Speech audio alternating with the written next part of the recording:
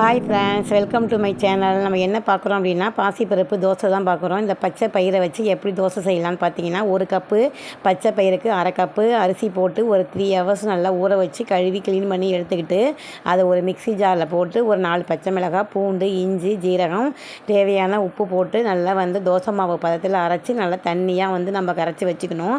இது நல்லா ஹெல்த்தியான ஒரு பிரேக்ஃபாஸ்ட்டு. பச்சை பயிறு சாப்பிடாத பசங்க கூட இதை விரும்பி சாப்பிடுவாங்க. இதுக்கு ஒரு ஹாஃப் ஸ்பூனு மஞ்சத்தூளும் அதுக்கப்புறம் ஒரு 2 எக்கு இதோட அடித்து நல்லா மிக்ஸ் பண்ணிக்க வேண்டியதான். இந்த எக்கு போடுறதுனால இந்த தோசை சாஃப்டாக இருக்கும். ஸோ அந்த எக்கு போடல அப்படின்னா தோசை கொஞ்சம் மொறுமொறுன்னு இருக்கும். இந்த எக்கு போடுறது ஆப்ஷனல் தான்.